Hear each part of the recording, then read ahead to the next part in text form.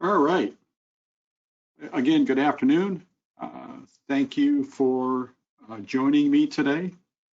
And I want to thank Evelyn and the ISSA group for inviting me to present this topic at their conference. My name is Gary Sheehan, and I am the Director of Information Security at Elon University. I've been doing information security stuff for over 30 years now, and I've had the privilege of working for many good companies in a variety of industries. However, working for Elon is my first stint in higher ed. In my spare time for the last 18 years, I have served as the executive director of a nonprofit organization called Information Security Summit that I co-founded in 2002 in Cleveland, Ohio. You can check out that organization at informationsecuritysummit.org to learn more about their goals and objectives. So this particular presentation around metrics, I must have given maybe at least a dozen times or more. The interesting part of that, though, is I've never delivered this presentation exactly the same way, on any two occasions. I've been on a quest to find the perfect metrics for information security. And I finally realized something, that it ain't never going to happen. With the speed of technology changing and the proliferation of exploits and vulnerabilities, along with the changes in business goals and objectives, it's extremely difficult to develop a set of metrics that lasts over time, and being able to deliver those as needed to your stakeholders. As I normally do, this presentation contains my thoughts and opinions and are not necessarily those of Elon University.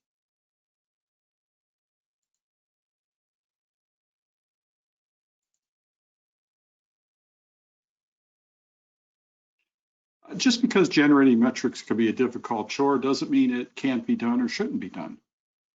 And I believe when done correctly, metrics will provide our organizations the information and measurements that will help them meet their goals and objectives. In our short time together, I'd like to walk you through the latest exercises that I've used to generate the metrics that we're using today at Elon University. I believe the exercise that I completed, or am still kind of going through, has provided the foundation for the metrics that ensure information security activities align and promote our strategic plan. I really feel it's important to be able to accurately report on the risk posture of IT, as well as the effectiveness of the security program. And lastly, we need to be able to ensure that we communicate to senior leadership the effectiveness of information security, including our controls, our processes, our procedures, and policies. So our agenda for today is short and simple. I'll start out by sharing some things I learned over the last 30 years about collecting and delivering metrics. I'd love to get your opinions and insights as well, so please don't hesitate to interrupt and ask questions, and I'll do my best to keep an eye on the chat window. I believe that's where you can ask any questions you want throughout the presentation. I'll attempt to walk you through the exercises I did to identify and generate the metrics for Elon. You're welcome to work along with me as I take you through each step. To give you some insight as to how long my journey has taken, even though we were able to come up with metrics within the first 2 weeks of my employment, it was woefully obvious that the metrics needed to be reevaluated. And before I could come up with anything meaningful, I really needed to learn a lot more about the university before I could be sure that the information that I was producing and delivering was relevant. So lastly, we should have some time for some questions and answers at the end. If I can't get to them during the presentation, there should be some time at the end for question and answers. So let's go ahead and begin.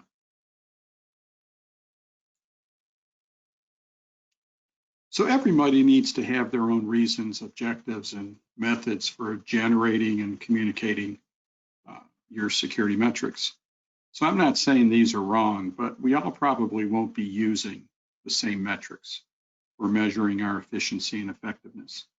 However, I do believe we can use the same approach to getting to the end result that we each need to help our organization. So I recently put information security metrics into my browser, and it came back with over 200 million results. Clearly, there are many resources out there to help us identify our metrics and many opinions on what should be our quote unquote top 10 most critical metrics. However, in my opinion, there is a lot of blah, blah, blah out there.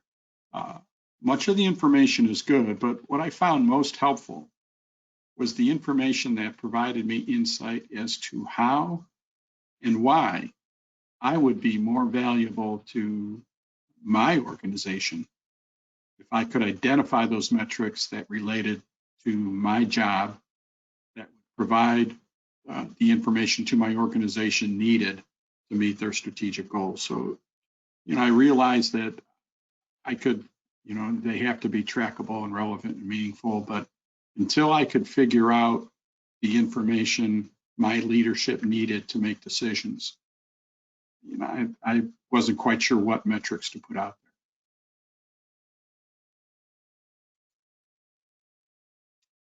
So if you feel what you are doing today is working and providing you and your organization the data you need, then I ask that you bear with me and still walk through the exercise, maybe to validate your metrics.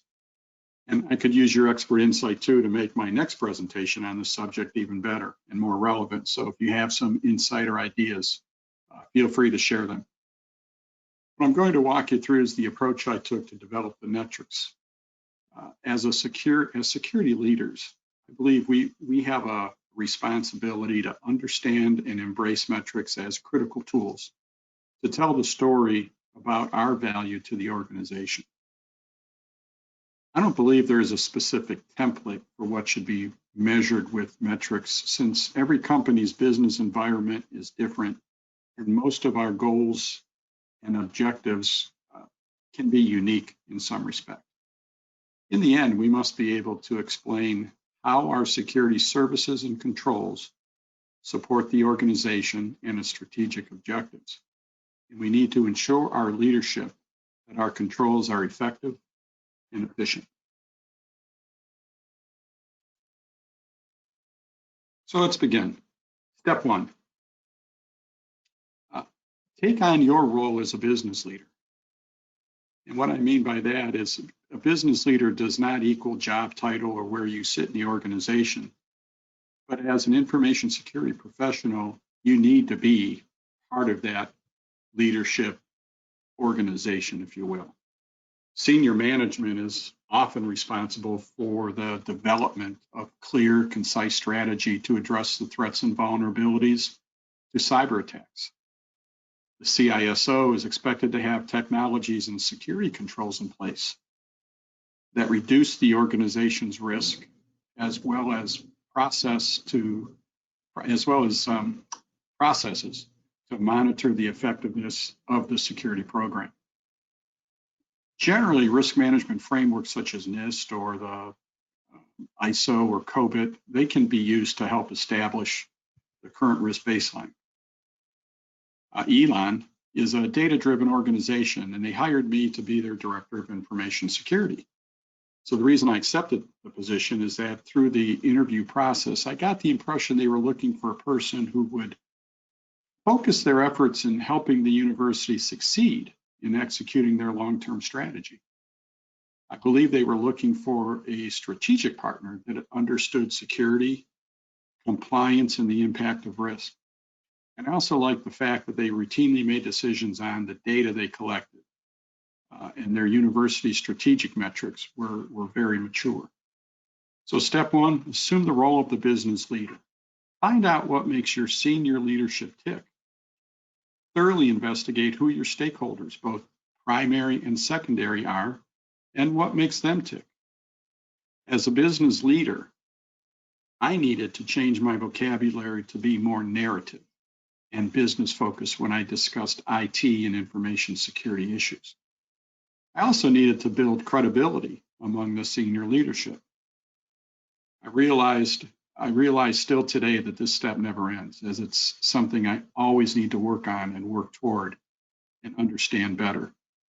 I'm finding that the better I get at being one of the, and I'll put this in air quotes, business leaders, the easier it is becoming to identify the valuable metrics that excite senior leaders and grab their attention. Step 2, you have to know your organization. The key to taking on your role is knowing your organization. So when I started, I needed to put on my business leader pants and find out what drove our university. Operationally, at Elon, I'm one person. I'm a one-person unit with, I would say, a virtual operations team of 8. So I've got some folks I work with in IT to help get some of the technical issues done. But I found I had about 1,300 contributors and ambassadors to information security. Many of them really didn't seem to agree with some of the things I wanted to do, but nonetheless, they were contributors. Culturally, I think I spent the first several months trying to understand the key performance indicators, the strategy, the strategic plans, the operational goals and objectives, and the financial goals and objectives of the university. I feel like I must have met with almost all 1,300 of the staff and faculty there. Finally, I think I'm beginning to understand what's important, and it's all based on the business model and strategic business plan. What I took away from this immersion or this step is, Elon is dedicated to providing an excellent student experience. And I had to peel away the layers from the onion in order to find out what this really meant. We must complete objectives based on a limited budget, and we can only charge so much per student in tuition. So, not only was the IT budget limited, but the security budget was definitely limited. I need to understand what data and information is most important to my business leaders. I found there was really no secret sauce or recipe or IP to protect at the university. Rather, it's a service.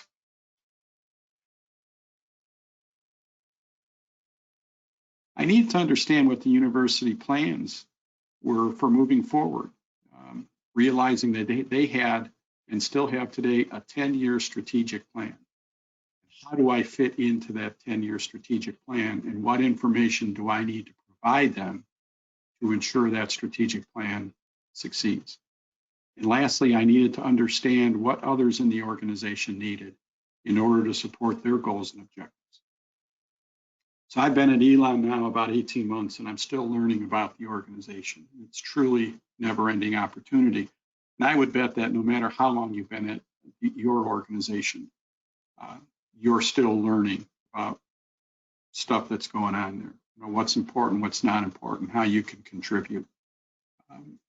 Whether you've been there 6 months or 6 years or 20 years, I think it's a never-ending mission of learning how to contribute and what information the organization needs. So what I've come to realize is that whatever I do, I need to show that I contribute and I support and I enable this list of strategic objectives. In most all cases, I needed to understand what is meant by each bullet point. For instance, what does commitment to remain of best value in this university mean? What makes a university a best value university? Who measures it? Where do the data and measurements come from, and is there a formula making a university a best value university? I'll admit it took some imagination and continuously peeling away those layers of the onion before I found the internal controls that were relevant to supporting this strategic plan. So I challenge you to learn as much about your organization as you can. For many of us whose roles may be buried in IT, it can be scary and it can be a daunting task to seek out this information. However, I believe the rewards are tremendous, because the better you know your organization, the more relevant your metrics will be. And the more relevant your metrics, the more likely your senior leadership will pay attention to them and to you. So in our first two steps, we're really not even looking at kind of like what we're doing or how we're doing things. We're really ensuring that we understand the foundation of our organizations and the goals and objectives. So let's move on to step 3. Now we're finally kind of getting into what we do as security professionals. I think this was and still is the hardest part for me. So I needed to be able to answer the question, what do I do, or what does my department do that solves current and future business problems? What do I do that prevents the organization from attaining their goals, plans, or objectives? What do I do that addresses the needs today that other departments have so they can contribute to the strategic plan? How will I help the organization meet its goals and mission? And finally, how will I help the organization realize its strategy over the long term? So I found the best way to accomplish this task was to identify and map the internal controls that enabled and supported their goals and objectives. So it took constant review, many internal and external discussions, and a lot of time to identify the benefits that information security provided to the university. To me, it felt like, and still feels like, a great big scavenger. I know what I need to find, but it's not always obvious where I can find it or who can help me along in my search. For instance, at Elon, what controls would help provide an excellent student experience? So wait, what constitutes an excellent student experience? Are we talking about undergraduate or graduate students? What about the alumni? It seems like every question generated more questions. And in reality, I needed to discover what internal controls will enable all Elon community members to have an exceptional experience at Elon University. Now remember, we're not really a product-driven entity. We're more of a service-driven entity. We provide educational services and experiences to students, to some degree to alumni and to the faculty. After much investigation,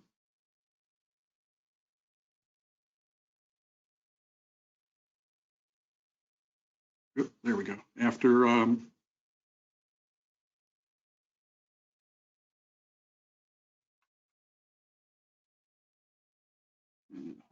my screen is frozen.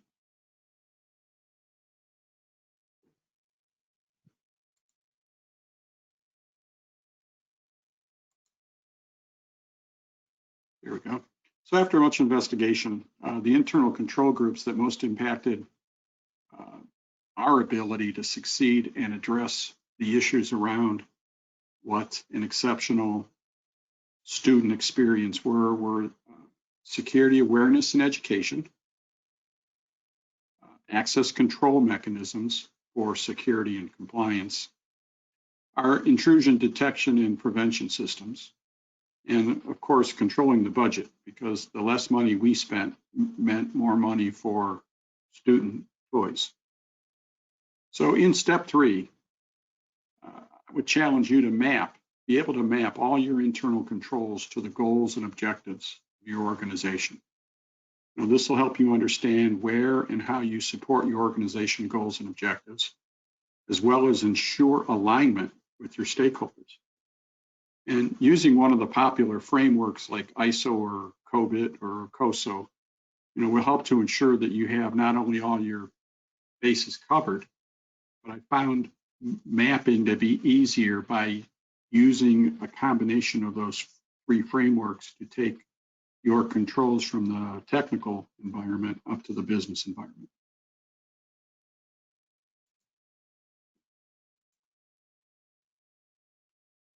Okay, moving on to step 4.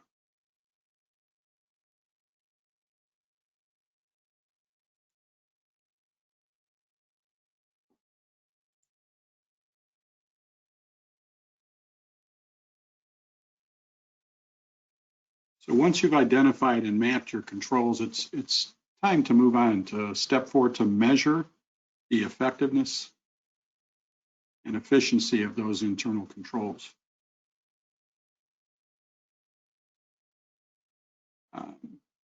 For Elon, I identified 5 critical categories of internal controls that impacted the components of our strategic plan. So my next step then was to ensure we could collect the data or the metrics from each of those categories that made sense and could help us tell our story of enablement and support.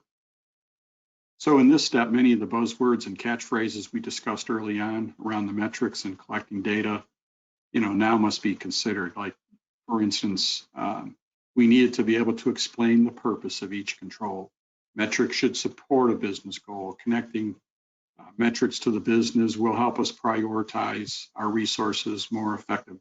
We needed to be able to demonstrate that our metrics you could easily collect the data.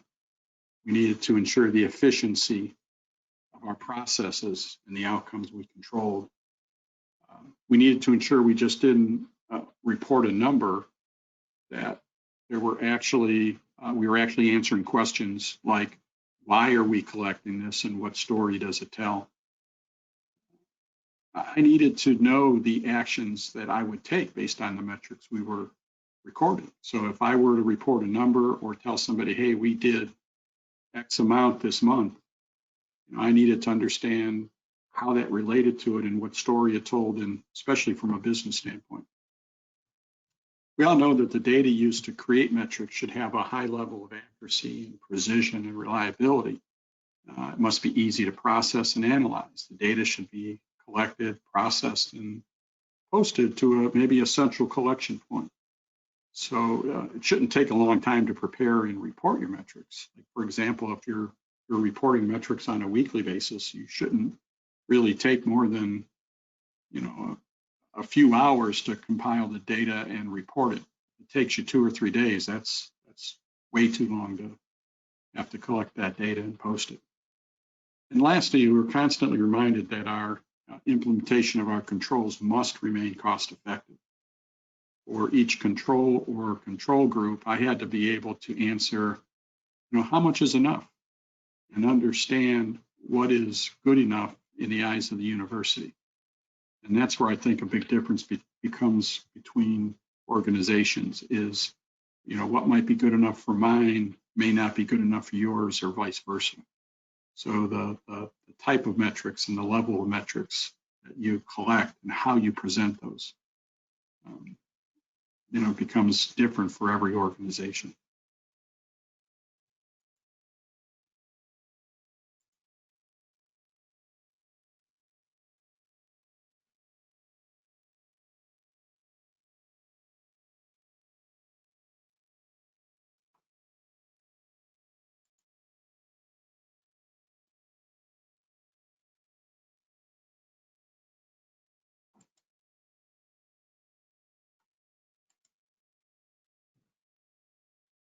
So based on the information we collected about the university, we decided to focus our efforts to collect data on these 10 areas. All 10 of these areas did align with and support some of the goals and objectives. So we started collecting data on the total internet requests and how many of those requests that we blocked for some reason. We collected data on reported compromised accounts, the password resets, and the cost of that service. And we really focused more on the cost of that service rather than on how many password resets. Sensitive data loss, we were able to track that through our DLP system. the Microsoft security alert. So we're a big Microsoft shop, and relying on Microsoft to help us collect that data and report back was pretty important for us. Our security awareness training participants, so education and awareness is very important. In fact, it's probably our #1 internal control is our awareness and training. So being able to identify how many people in our community took training was very important. We use Tenable.io for our vulnerability scans, so it's reporting on our risk posture for our vulnerability scans. We also use Cloud App Security as a security tool, and we use that to help us report our risk posture. We also wanted to report on the total number of and type of security incidents we get each day. And then finally, the number of security followers, those that follow us through our proactive website and making sure that they subscribe to our alert service. So what we do is we invite our community members to opt into our service. And as we see something coming across the university, much like a physical security organization would do, like the police department or our weather service, we'll push out alerts when we see phishing attempts or scams or frauds or spoofs or something like that to let folks know what's happening.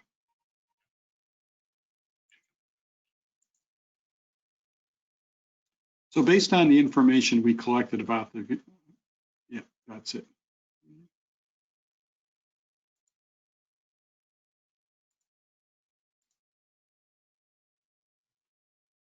So based on that information, let's move on to step 5.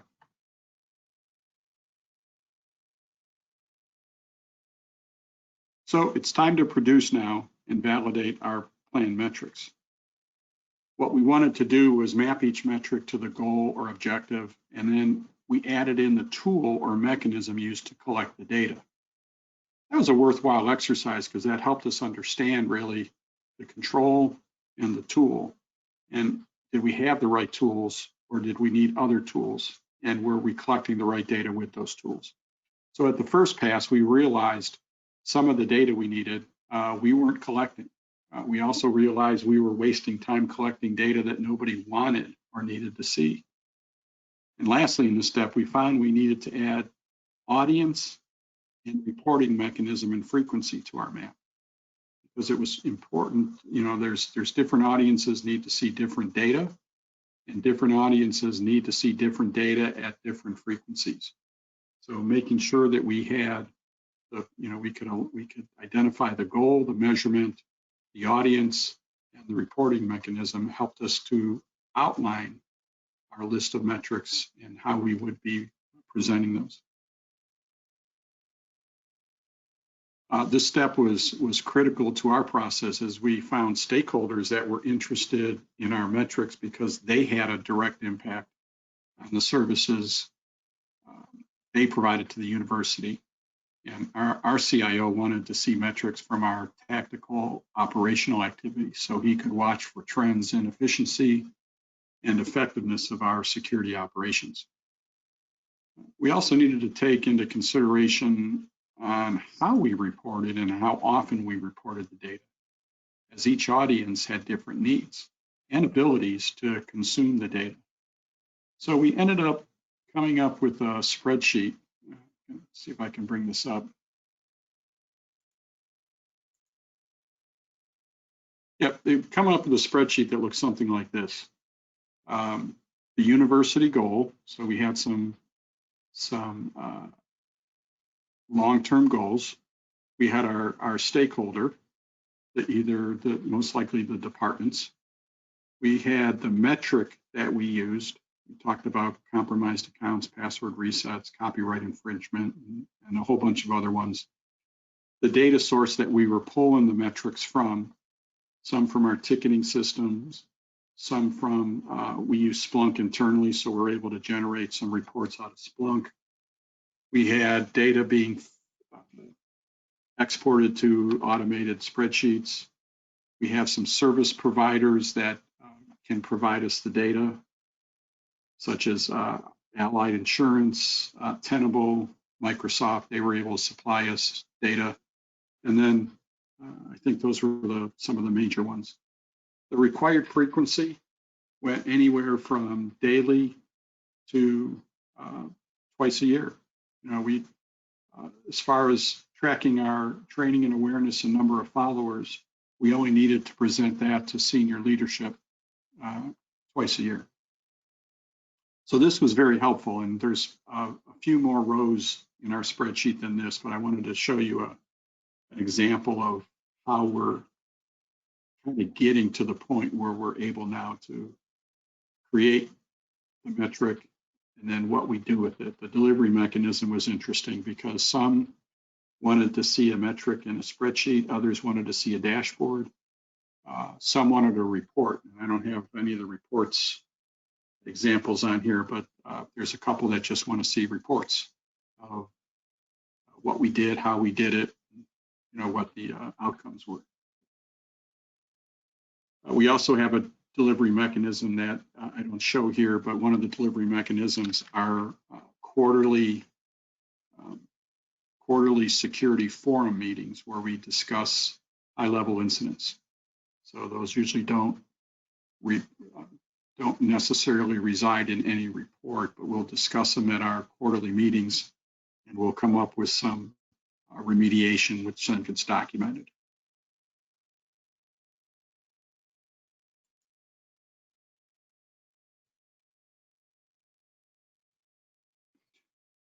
So we needed to work with our direct leaders as primary stakeholders to make sure we were meeting their needs.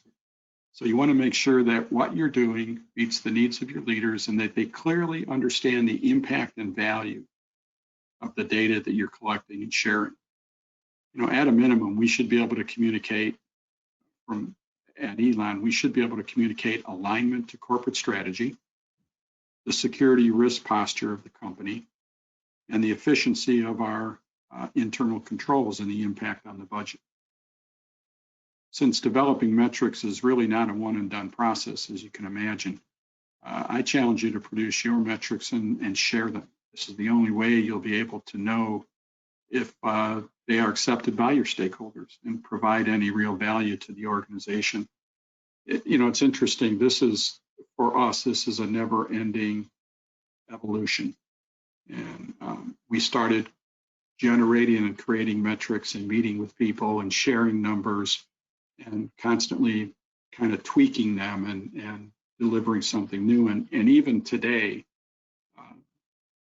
our metrics are evolving into being hopefully more and more valuable as business requirements change, as technology changes, and as our ability to collect, consume, and disseminate data change.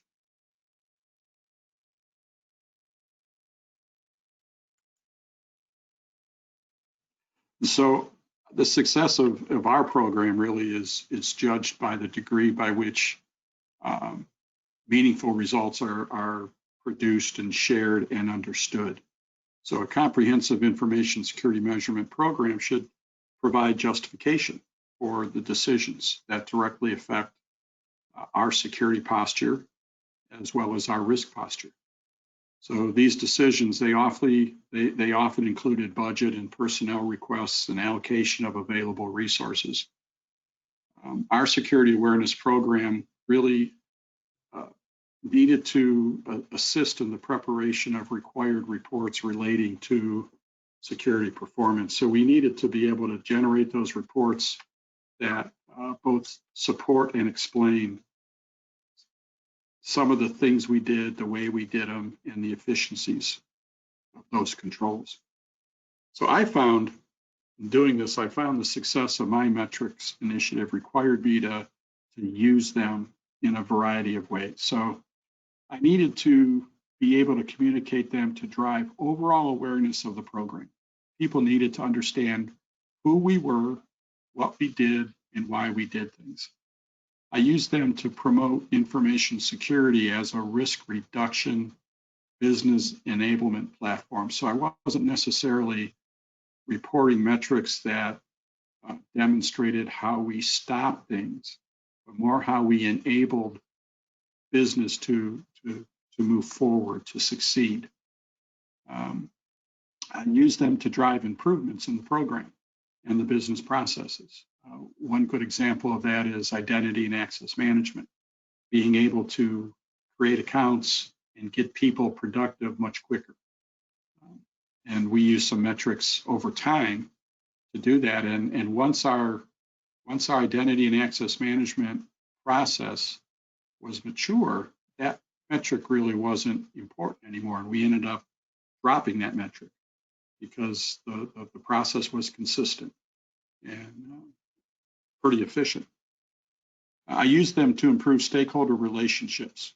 And that was, to me, that was something very valuable in working with my primary and secondary stakeholders to help them be more successful. And as a result, kind of improved our relationship and allowed us to collaborate on many more things. And then finally, I use them to continually seek to improve my program and the accuracy of the data that I collected to ensure that we were collecting the right metrics. So, you know, I would say don't wait till you think you have the perfect metrics. As you start to collect the data and develop them, start sharing them right away, because it's all about continuous improvement. And it's hard to get continuous improvement when you don't get the feedback from your stakeholders. So in summary, measuring my security activities helped me to see the big picture. It also helped me to ensure my program and set of controls that worked efficiently. Since metrics are used to drive improvements and help business focus their people and resources on what's important, the range of metrics that companies can employ vary from those that are mandatory for legal, safety, or contractual purposes to those that track increases in efficiency and effectiveness. So you may have some metrics that really do track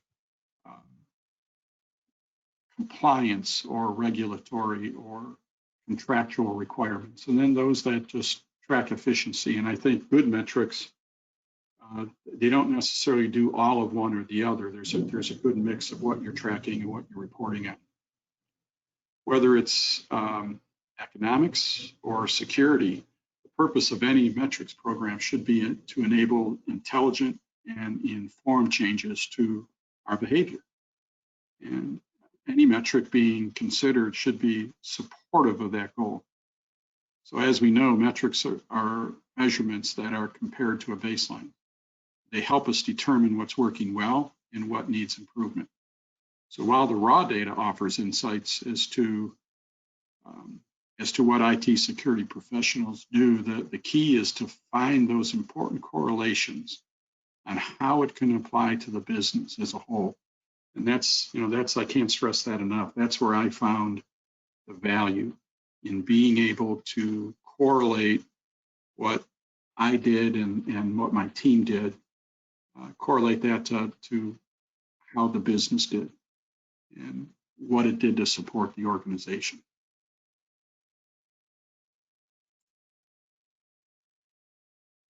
Lastly, I would like to leave you with just a few key points.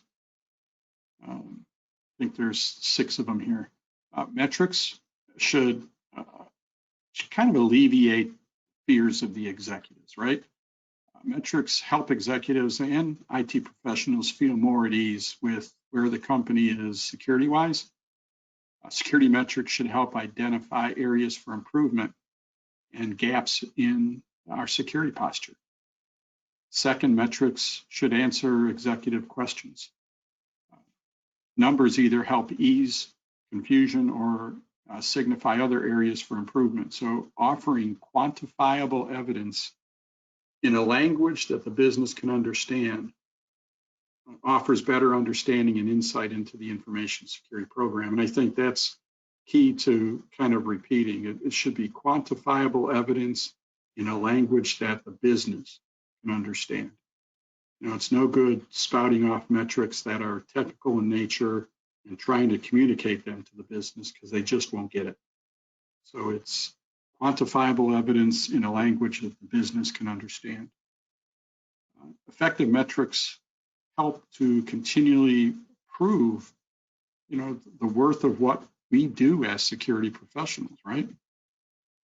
Traditionally, the security team has had to fight for a seat at the executive table with little or no way to communicate with the business. And however, though, I feel that trend is changing as risk is becoming a big issue. The new trend allows the security team to better communicate on the organization's security posture. We can describe the threats and vulnerabilities, we can present a plan of action, and we can get kind of a pulse on the organization's risk tolerance. But I would warn folks to go back to that second bullet point and make sure it's quantifiable evidence in a language that the business can understand. Or otherwise, we'll just be throwing data and numbers and words at leadership that they don't necessarily get. Accurately measure the effectiveness of the security initiatives requires security experts to extensively assess the risk profile of their organization's entire IT infrastructure. So this means identifying not only the immediate risks and their impact to key business operations, but looking somewhat to the future to see what risks might be on the horizon. Communication is vital and is key. So in order for the whole business to be completely aligned with the effectiveness of the security programs, I think the communication of metrics needs to be tailored to the various stakeholders within the organization. You know, it's no longer, at least in my opinion, it's no longer appropriate for security just to put out one dashboard and say, here, come to our dashboard and this is everything we do. People aren't going to go to the dashboard, and when they do go to the dashboard, it may or may not, that information may or not be pertinent to them. So as security professionals, we really need to make sure that we provide the right view to the right audience and in the right at the right time with the right frequency. And lastly, security leaders, they'll experience scrutiny from their organization on the services they provide. It. You know, I get questions every day as why do we do this? Why do we do that? It's important to make sure that you get the information that could support what you're doing and why you're doing it. So I hope that this information helped you from a metric standpoint. I thank you for joining me today. And if you have questions, I don't know if there's a way to ask the questions or if you can put them in the chat, but you can certainly look me up afterwards if you have anything you'd like to send me, and we can I can answer those questions from there.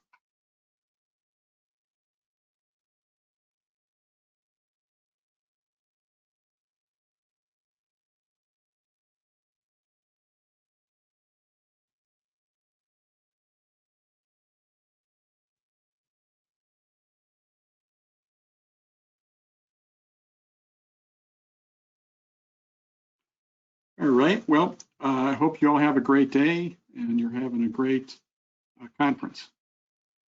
Oh, wait, we have one question here. Let's see. How do I get this question? Give me a second here.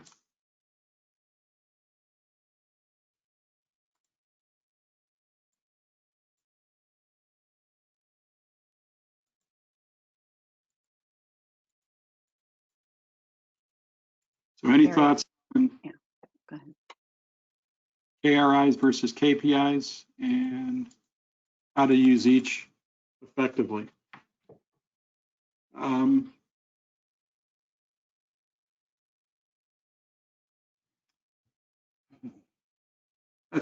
That is a good question, and I'll go back to understanding really ensuring that those indicators are aligned to,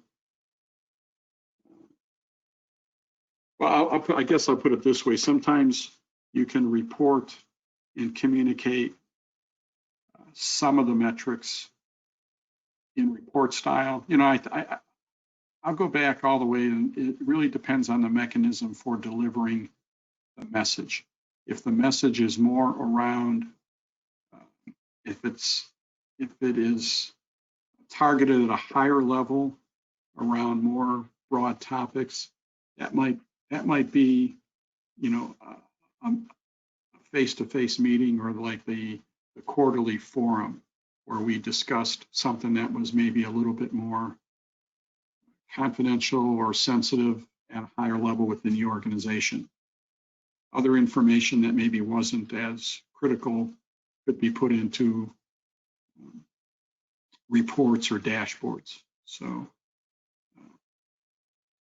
but sorry, that probably doesn't answer the question from the level of detail you want, but it's something that really depends on what you're trying to communicate and what the purpose of collecting that information would be. So it's kind of hard to answer that question directly unless there is a little bit more detail to what the data is.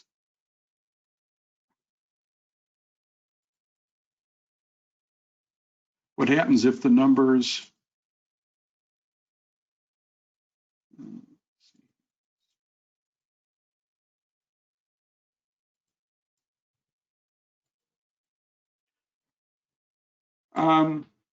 what happens if the numbers don't change over time? With any metrics, they may not. But so I'll give you that example of our identity and access management that I talked about before. We got to a point where the numbers really weren't changing because we got to an area where we thought no matter what we did, they weren't going to get more efficient, and we weren't going to put more resources toward making it more efficient. So at that point, that was one of the metrics that we stopped collecting and stopped reporting on. So if you get to a point where your numbers aren't changing that often for a particular metric, you would need to, I guess, ask yourself, is it still worth collecting this information, and is it still valuable to somebody? Perhaps, you know, uptime, you know, the traditional IT uptime where it was 99.8%, that was always reported no matter if it went down to 99.5 or 99.9, because it was something important that the IT department wanted to share with the rest of the organization as to how, you know, efficiently the network was being run. So again, it really depends on what the numbers mean and who the audience is as to if you continue to report numbers that stay somewhat the same.